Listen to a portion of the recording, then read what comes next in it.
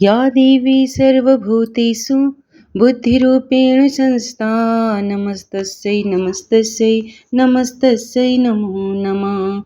तो प्रिय भक्तजनों, तुम माता रानी के चरणों में हाजिरी लगाते हुए पूरी सच्ची श्रद्धा और भक्ति से सुनेंगे आज की कथा।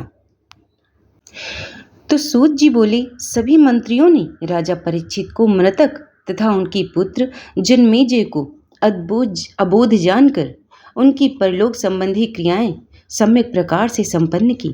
शरीर दग्ध हो जाने से भस्मीभूत हुए राजा को उन मंत्रियों ने गंगा के किनारे अगरू से बनाई गई चिता पर रखा। अकाल मृत्यु को प्राप्त राजा परीक्षित की और दैहिक क्रिया राजा के पुरोहित द्वारा वैदिक मंत्रों के साथ विधिवत संपन्न की गई। मंत्रियों ने ब्राह्मणों को गाय, सुवर्ण, अनेक प्रकार के अन्न तथा नाना प्रकार के वस्त्र यथोचित रूप से दान में दिए। तत्पश्चात मंत्रियों ने प्रजाओं के प्रति प्रीति संवर्धन करने वाले राजपुत्र जन्मेजय को शुभ मुहूर्त में सुंदर राज सिंहासन पर आसीन किया। पुरवासी तथा जनपदवासी प्रजा ने राज लक्षणों से संपन्न जन्मेजय नामक उस बालक को अपने राजा के रूप में स्वीकार किया। राजकुमार की धानी ने उन्हें सब प्रकार के राजोचित गुणों की शिक्षा दी। इस प्रकार दिन प्रतिदिन वृद्धि को प्राप्त होते हुए वे महान बुद्धिमान हो गए।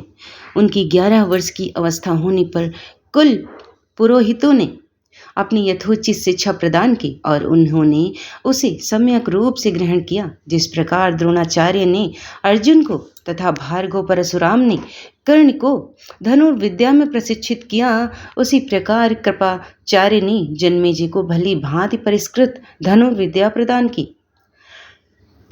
इस प्रकार सुवर्ण विद्या प्रदान करके वे जन्मेजय वेद तथा धनुर्वेद में पूर्ण पारंगत, बलशाली, अपराजी तथा परमार्थ वेत्ता हो गए।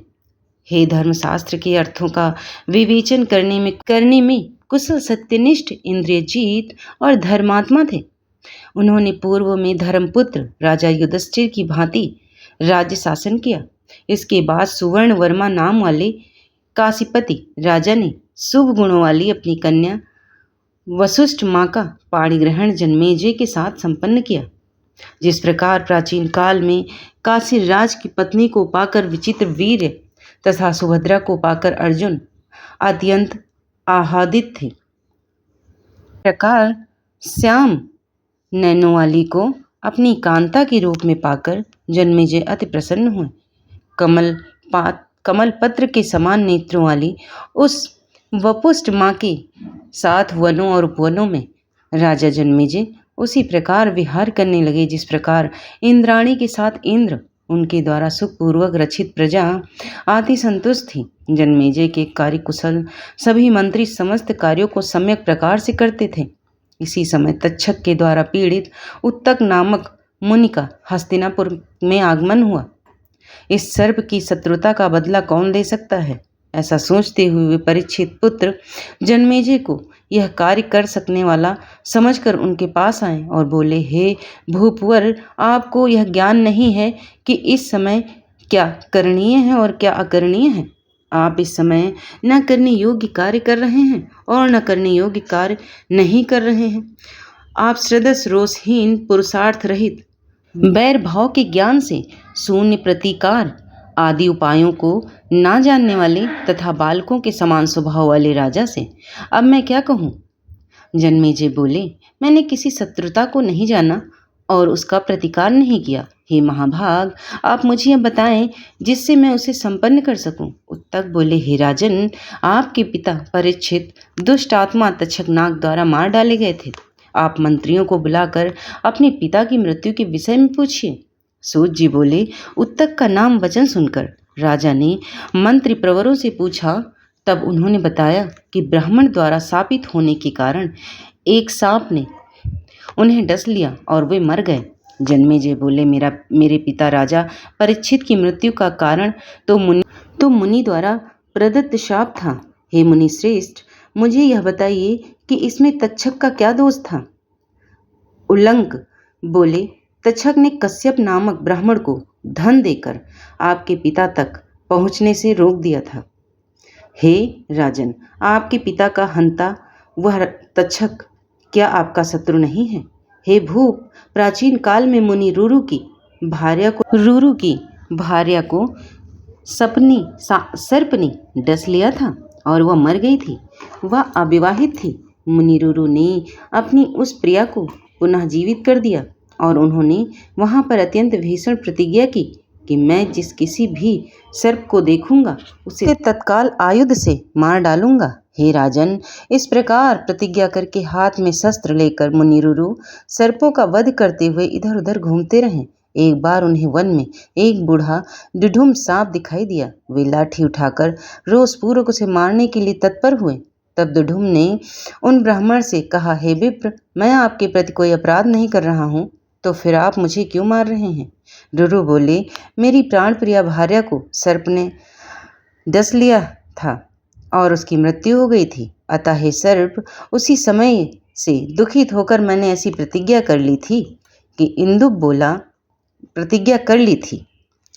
बोला, मैं किसी को काटता नहीं, जो सर्प काटते हैं वे दूसरे होते हैं, इसलिए सर्प सट शरीर होने के कारण मुझे आप मत मारिए।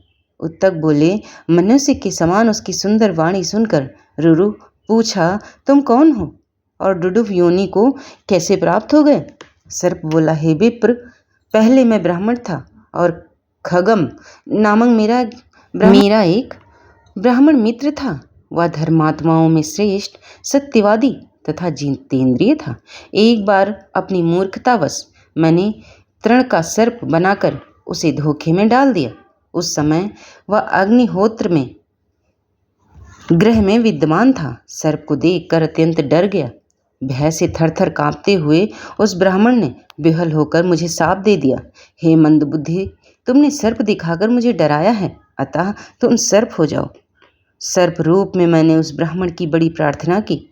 तब उस ब्राह्मण ने क्रोध से थोड़ा शांत होने पर मुझसे कहा, हे सर्प, प्रमतिपुर रुरु तुम्हें इस शाप से मुक्त करेंगे। उन्होंने यह बात स्वयं मुझसे कही थी। मैं वही सर्प हूँ और आप रुरु हैं। आप मेरे वचन को ध्यानपूर्वक सुनिए। ब्राह्मणों के लिए अहिंसा परम धर्म है। संदेह नहीं है, अविद्वान ब्राह्मण को चाहिए कि वह सर्वत्र दया करे। हे विप्रवर, यज्ञ से अतिरिक्त कहीं भी की गई हिंसा यज्ञ की हिंसा नहीं कही गई है। उत्तक बोले, तब तक वह ब्राह्मण सर्प योनि से मुक्त हो गया। इस प्रकार उस ब्राह्मण के शाप का अंत करके रुरु ने भी हिंसा छोड़ दी। उन्होंने मरी हुई उस सुंदरी को पुनः जीवित कर दिया और उसके साथ विवाह कर लिया। हे राजन, उस मुनि ने इस प्रकार शत्रुता का स्मरण करते हुए सभी सब का संहार किया था। परंतु हे भरत श्रेष्ठ, आप तो वैर भूलकर अपने पिता को मानने वाले सबके प्रति क्रोध शून्य बने रहते हैं। आपके पिता स्नान दान किए बिना अंतरिक्ष में ही मर गए। इसलिए हे राजेंद्र, सर्पों का नाश करके आप उनका उद्धार कीजिए। जो पुत्र पिता के शत्रु से बदला नहीं लेता, वह जीते हुए भी मृत्यु तुल्य है।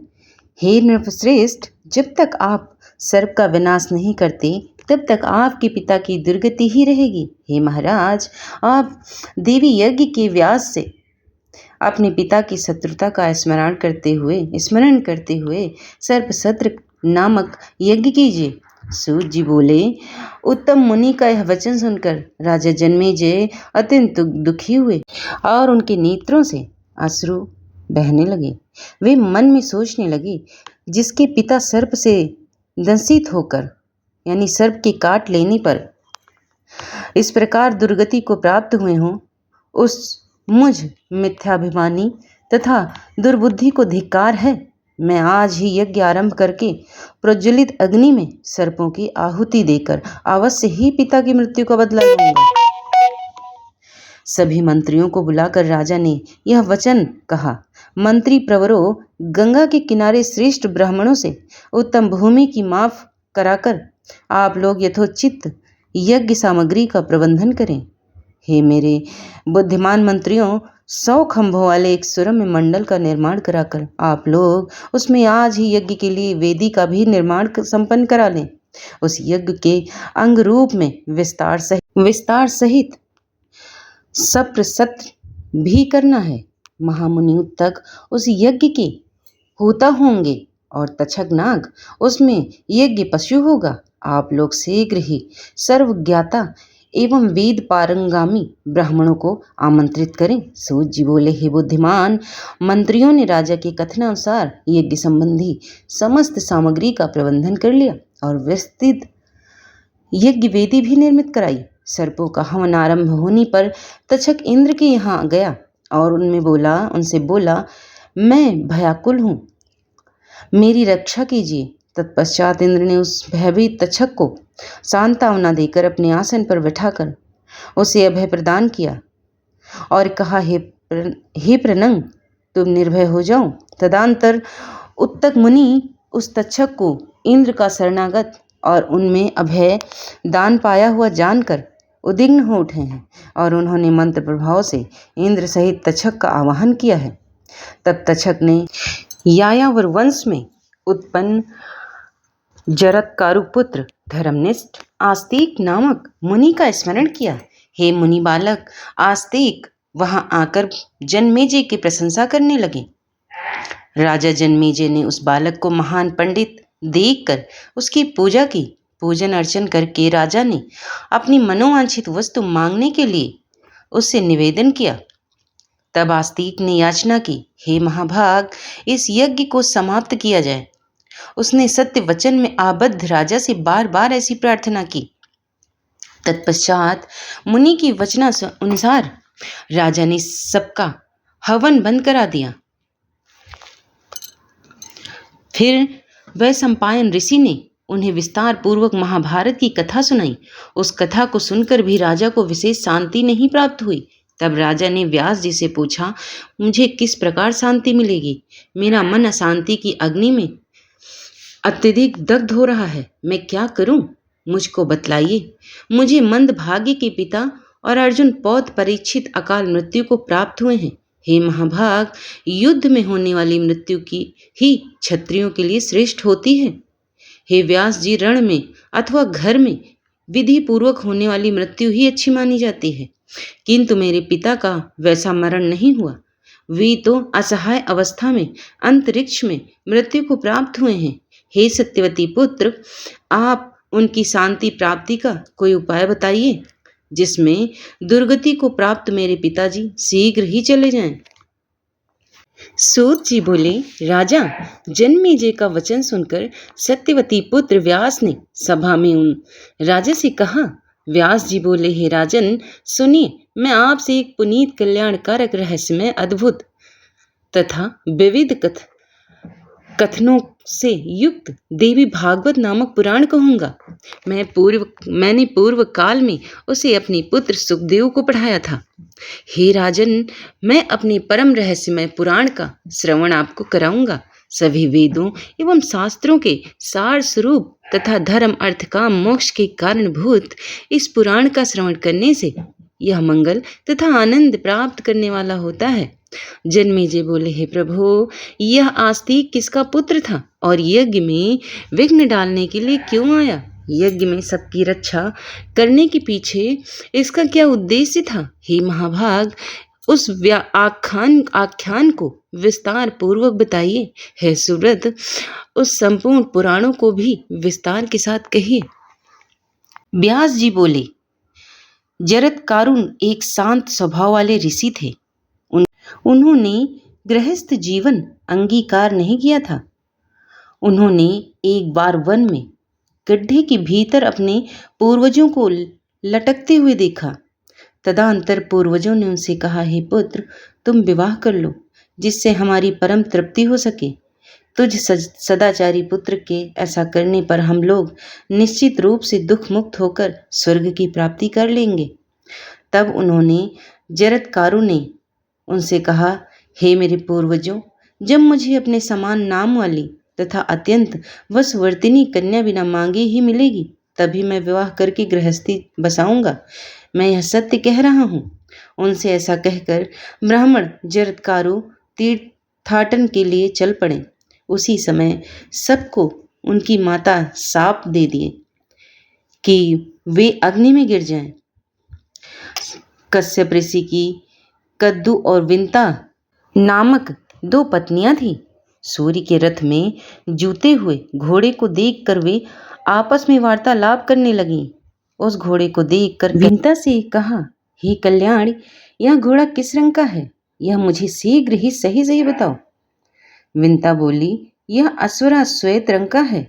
हे सुभी, तुम इसे किस रंग का मानती हो? तुम भी इसका रंग बता दो, तब हम दोनों आपस में इस पर शर्त लगाएं। कद्दू बोली, हे शुभ मुस्कान वाली, मैं तो इस घोड़े को कृष्णवर्ण का समझती हूँ। हे भामिनी, आओ मेरे साथ शर्त लगाओ कि जो हारेगी वह दूसरे की दासी होना स्वीकार करेगी। सूत जी बोले, दोनों कंदरू और अपने सभी आज्ञाकारी सर्पपुत्रों से कहा कि तुम सभी लिपट कर उस घोड़े के शरीर में जितने बाल हैं उन्हें काला कर दो। उनमें से कुछ सर्पों ने कहा कि हम ऐसा नहीं करेंगे। उन सर्पों को कद्रू ने साप दे दिया कि तुम लोग जन्मेजय के यज्ञ में हवन की अग्नि में गिर पड़ोगे। अन्य सब ने माता को प्रसन्न करने की कामना से उस घोड़े की पूंछ में लिपटकर अपने विभिन्न रंगों से घोड़े को चितकबरा कर दिया। तदंतर दोनों बहनों ने साथ साथ जाकर घोड़े को देखा। तब घोड़े को चितकबरा देखकर विंता बहुत दुखी हुई। उसी समय सबका आहार करने वाली महाबली विंता पुत्र गरुण जी वहां आ गए। उन्होंने अपनी माता को दुखित देखकर उनसे पूछा, हे माता, आप बहुत उदास क्यों हैं? आप मुझे रोती हुई प्रतीत हो रही हैं। हे सुनैने, मेरे एवं सूर्य सारथी अरुण श्रदस पुत्रों के जीवित रहते यदि आप दुखी हैं तब हमारे जीवन का धिक्कार है। यदि माता ही परम दुखी हो तो पुत्रों के उत्पन्न होने का क्या लाभ? आप मुझे अपनी दुख का कारण बताइए माँ, मैं आपको दुख से मुक्त कराऊंगा। विंता बोली, हे पुत्र, मैं अपनी सौत की दासी हो गई हूँ। अब व्यर्थ में मारी गई मैं क्या करूं? वह मुझसे अब क्या कह रही है कि मैं उसे अपने कंधे पर ढोऊं? हे पुत्र, मैं इसी से दुखी हूँ। गरुण जी बोले, वे जहां भी जाने की कामना करेगी मैं उन्हें ढोकर वहां ले जाऊंगा। हे कल्याण, आप शोक न करें, मैं आपको निश्चिंत कर देता हूँ। व्यास जी बोले, गरुण द्वारा ऐसा कहे जाने पर विंता उसी समय कद्रू के पास चली गई। महाबली गरुण भी अपनी माता विंता को दास्य भाव से मुक्ति दिलाने के लिए उद्देश्य से कद्रू को उसके पुत्रों सहित अपनी पीठ पर बैठाकर सागर के उस पार ले गए। वहां जाकर गरुण ने कद्रू से कहा, हे जननी, आपको बार बार प्रणाम है। अब आप मुझे यह बताएं कि मेरी माता दासी भाव से निश्चित ही कैसे मुक्त होगी? कद्रू बोली, हे पुत्र, तुम स्वर्गलोक से बलपूर्वक अमृत लेकर मेरे पुत्रों को दे दो और शीघ्र ही अपनी अबला माता को मुक्त करा लो। व्यास जी बोले, कद्रू के ऐसा कहने पर पक्ष श्रेष्ठ महाबली गरुण उसी समय इंद्रलोक गए और देवताओं से युद्ध करके उन्होंने सुधा कलश छीन लिया। अमृत लाकर उन्होंने उसे अपनी विमाता कद्रू को अर्पण कर दिया और उन्होंने विंता को दासी भाव से निसंदेह मुक्त करा लिया। जब सभी सर्प स्नान करने के लिए चले गए तब इंद्र ने अमृत चुरा लिया। इस प्रकार गरुण के प्रताप से विंता दासी भाव से छूट गई। अमृत घट के पास कुश बिछे हुए थे जिन्हें सर्प अपनी जिह्वा से चाटने लगे। तब कुश के अग्रभाग के स्पर्श मात्र से ही वे दो जीव वाले हो गए। जिन सर्पों को उनकी माता ने शाप दिया था वे वासुकी आदिनाग चिंतित होकर ब्रह्मा जी के पास गए और उन्होंने अपने शाप जनित भय की बात बताई। ब्रह्मा जी ने उनसे कहा, जरत्कारु नाम के एक महामुनि हैं, तुम लोग उन्हीं के नाम वाली वासुकी नाग की बहन जरत्कारु को उन्हें अर्पित कर दो। उस कन्या से जो पुत्र उत्पन्न होगा वही तुम लोगों का रक्षक होगा। वह आस्तिक इस नाम वाला होगा, इसमें संदेह नहीं है। ब्रह्मा जी का यह कल्याणकारी वचन सुनकर वासुकी ने वन में जाकर अपनी बहन उन्हें विनय पूर्वक समर्पित कर दी। जरत्कारु मुनि ने उसे अपने ही समान नाम वाली जानकर उनसे कहा, जब भी ये मेरा अप्रिय करेगी तब मैं इसका परित्याग कर दूंगा। वैसी प्रतिज्ञा करके जरत्कारु मुनि ने उस जरत्कारु को पत्नी रूप से पाणी ग्रहण कर लिया। वासुकी नाग भी अपनी बहन अपने प्रदान कर आनंदपूर्वक अपने घर लौट गए। हे परांत पर मुनि जरत्कारु उस महावन में सुंदर फर्णकुटी बनाकर उसके साथ रमण करते हुए सुख भोगने लगे। एक समय मुनि श्रेष्ठ जरत्कारु भोजन करके विश्राम कर रहे थे। वासुकी की बहन सुंदरी जरत्कारु भी वहीं बैठी थी। मुनि ने इससे कहा, हे कांते, तुम मुझे किसी प्रकार जगाना मत। उस सुंदर दांतों वाली से ऐसा कहकर मुनि सो गए। सूर्य अस्ताचल को प्राप्त हो गए थे। संध्या वंदना का समय उपस्थित हो जाने पर धर्मलोभ के भय से डरी हुई जरत्कारु सोचने लगी, मैं क्या करूं? मुझे शांति नहीं मिल रही है। यदि मैं इन्हें जगाती हूं तो ये मेरा परित्याग कर देंगे, और यदि नहीं जगाती हूं तो यह संध्या काल व्यर्थ ही चला जाएगा। धर्मनाश की अपेक्षा त्याग श्रेष्ठ है, क्योंकि मृत्यु तो निश्चित ही है।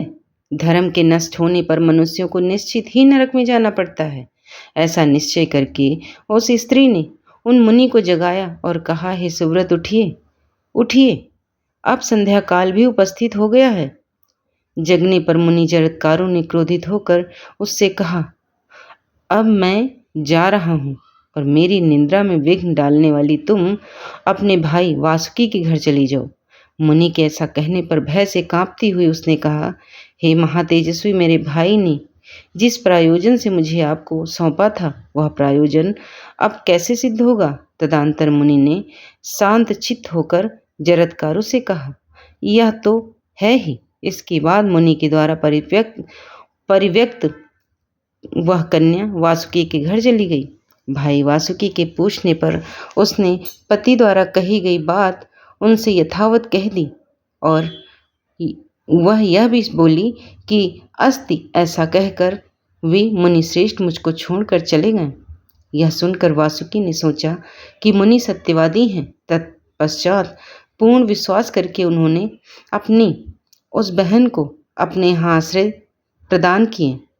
हे कुरुश्रेष्ठ, कुछ समय बाद मुनि बालक उत्पन्न हुआ और वह आस्तिक नाम से विख्यात हुआ। हे नृपश्रेष्ठ, पवित्र आत्मा वाले उन्हें आस्तिक मुनि ने अपने मातृ पक्ष की रक्षा के लिए आपका सर्पयज्ञ रुकवाया है। हे महाराज, यायावर वंश में उत्पन्न और वासुकी की बहन के पुत्र आस्तिक का आपने सम्मान किया, यह तो बड़ा ही उत्तम कार्य है। हे महाबाहो, आपका कल्याण हो। आपने संपूर्ण महाभारत सुना, नाना विधि दान दिए और मुनिजनों की पूजा की।